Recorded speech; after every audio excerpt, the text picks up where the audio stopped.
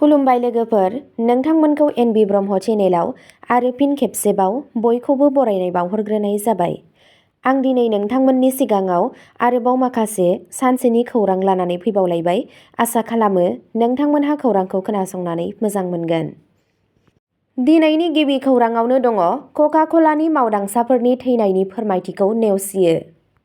बेयो बेंगलुरुआव खौरां मोन्नाय दुखुनांथाव जाथायनि सायाव जादों, जेराव आसामनि थागिबि 4 मावदांसाफोरनि गावसोरनि भारानि न'आव थैनाय नुनो मोननाय जादोंमोन। बिसोर हस्क'टीआव CFA एक्सेस वेयारहाउस सालायजानाय वेयारहाउसआव खामानि मावगासिनो दंमोन आरो CFA जों सानफ्रोमबोनि हाजिरा मोननायाव साख्रि मावोमोन।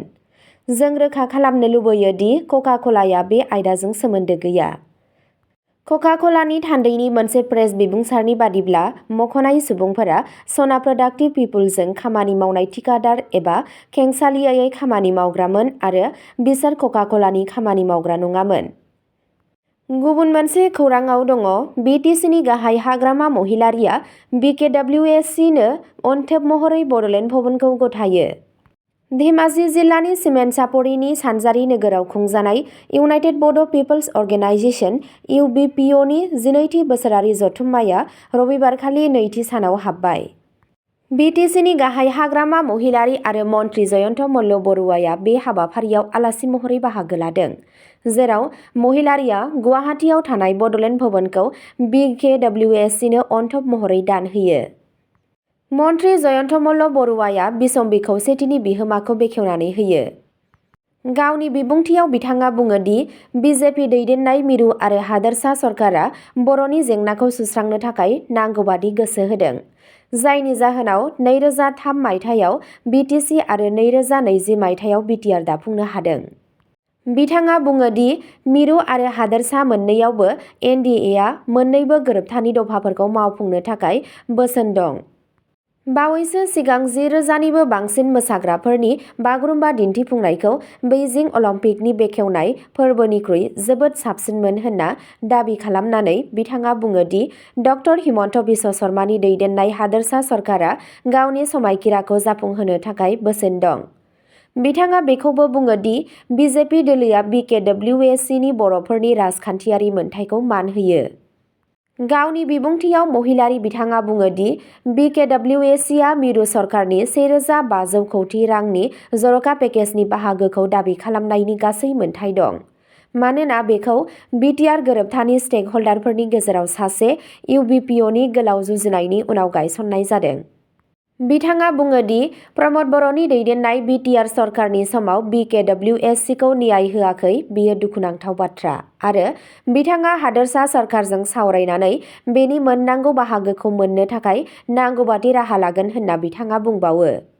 लोगोसे सार्भे गुवाहाटीआव थानाय 3 थालानि बड'लेण्ड भवननि बिल्डिंखौ गुडविल इसारा महरै BKWSC नो गथायना होनाय जागोन होननानैबो बिथाङा फोरमायो।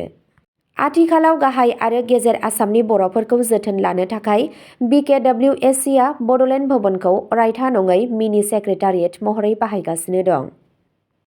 गुबुन मोनसे खौरांआव दङ गिबि मन्थ्रिया गलपारा सोनाबाव MMUN नि सिङाव जोलैपुन्जि राननानै बेखेवो। गिबि मन्थ्रि ड हिमन्त बिश्व शर्मा बिथाङा रबिबाराव गलपारा जिल्लानि आगिया बालिजाना बिहु फोथाराव खुंनाय मोनसे सुबुं जथुम्मायाव गलपारा सोनाब बिधान सभानि गाहाय महिला उद्यमिता अभियान MMUN नि सिङाव सिड केपिटेल चेक राननायखौ बेखेवनानै होयो। बियाबनि गासै सा 24,478 आइजो मुलाम्फा मोनगिरिफोरा बे मावथांखिनि गिबि किस्ति महरै साफ्रोमबो 10,000 रांनि चेक मोननो हादों। बेजों लोगोसे दायो हादोरसानि मोन 103 बिधान सभा बियाबफोराव 25,52,942 आइजोफोरनि थाखाय फालांगियारि पुन्जिखौ बांहोनाय जाबाय। बे हाबाफारियाव गिबि मन्थ्रिया सोनाब गलपारा लोगो जिल्ला कमिसनारनि मावख'खौ बेखेवनानै होयो आरो गलपारानि DN सिंह स्टेडियामाव सुइमिं पुल आरो क्रिकेट पेभिलियनखौ बेखेवनानै होयो। राभा हासं गावखुंथाय गौथुमनि गाहाय मावफुं सोद्रोमा टंकेश्वर राभा, गलपारा जिल्ला परिषदनि आफादगिरि महन्त राभा, आसाम फाइनान्सियेल कर्परेसननि मासिगिरि रुपम गस्वामी आरो गुबुन गुबुन बिथांमोनहाबो बे हाबाफारियाव नुजाथिदों। गुबुन मोनसे खौराङाव दङ गिबि मन्थ्रिया दरं राजानि थामोनथाइखौ संरैखा खालामनो थाखाय 50 कौटि रां फोसावदों। गिबि मन्थ्रि डक्टर हिमन्त बिश्व शर्मा बिथाङा रबिबाराव मंगलदैयाव जानाय बिरचिलाराय दिनाव बाहागो लानानै दरं राजाफोरनि नेरसोनथिखौ संरैखा खालामनो आरो राजाफोलेरनि उनमोनथाइखौ दावबायारि मिरु महरै सोलायनानै लाबोफिननो थाखाय 50 कौटि रांनि अनसुंथाइ होगोन होनना फोरमायो। बिथाङा दरं जिल्ला खुंथाइ आरो सुबुं फोनांजाब बिफानखौ बे मावथांखिखौ थाबैनो जागायनो बिथोन होयो। गुबुन मोनसे खौराङाव दङ आसाम राइफल्सआ मणिपुरनि सेनापति NH2 आव जानाय जाब्रबथायाव जिउ खोमानांनाय मददनि थाखाय राहा लादों।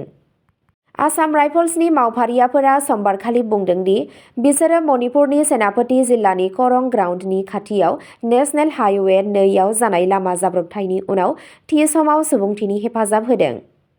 आसाम राइफल्सनि बादिब्ला गंसे गारिया राजा लामानिफ्राय फिस्लायनानै लामा सेरनि हाखराव गोग्लैदोंमोन, जायनि जाहोनाव बेनि दावबायारिफोरा जखम जादों आरो बिसोर थाबथानानै दंमोन। खौरां मोनखांनायनि उनाव आसाम राइफल्स हानजाया लोगो लोगो जाथाय जायगायाव सौहैयो आरो गोब्राब थासारियाव रैखाथि अपारेशन जागायो। रैखाथि होनाय हाबाफारिया 3 घन्टासो सोलिदोंमोन। बे समाव जोखोम जानाय सुबुंफोरखौ रैखाथियै मदद खालामनाय जायो आरो खहा जानाय गारिखौ हाखरनिफ्राय बोखांनो हायो। उनाव गारिखौ रैखाथियै सेनापति टाउनाव दैथायहरनाय जायो। गुबुन मोनसे खौराङाव दङ सा 15 आयेन बेरेखा बांलादेशी नोगोरारिफोरखौ होखारहरदों। आसामनि गिबि मन्थ्रि हिमन्त बिश्व शर्माया बुंदों दि हाबसननायखौ होबथानो थाखाय रायजो सरकारनि सोलिबाय थानाय नाजानायनि मोनसे बाहागो महरै सनिबारखालि सा 15 आयेन बेरेखा बांलादेशी नोगोरारिफोरखौ दैथायहरफिनदों। गावनि समाजारि बिजों एक्सआव गिबि मन्थ्रिया लिरदों दि आं जेखौ बुङो बेखौनो खालामो जेब्लायबो। बेनिखायनो जेब्ला आं बुङो दि जों आयेन बेरेखा हाबसनफैग्राफोरनि हेंथायै गासैबो राहा लागोन, अब्ला जों गोख्रों खामानिजों बेखौ हेफाजाब होयो। सा 15 आयेन बेरेखा बांलादेशीफोरखौ जेराव दं बेसिम थिनहरफिनदों। शर्मा बिथाङा बेखौबो बुङो दि आयेन बेरेखायै हाबसनफैनायफोरखौ होबथानाया सोलिबाय थागोन, खुंथायआ सांग्रां थागोन आरो गोख्रों मावफुंनायनि थाखाय खोथा होदों। जोबथा खौराङाव दङ कामारगांवआव सानै मोसौ सिखाव हमदों, लाक्जारि गारि जब्द। हादोरसायाव मोसौ खावनाय जाथायफोरा बांनायजों लोगोसे बकाखात महकुमायावबो मोसौ खावग्राफोरनि जेंनाया गाज्रिसिन जालांबाय, जायनि थाखाय मोसौ बिगोमाफोरनि गेजेराव गिनाय सोमजिदों। मोसौ खावनायनि जाथायफोरा सानफ्रोमबो खौरां मोनगासिनो दं। हरनि समाव मोसौ जुनारफोरखौ खावनाय जायो।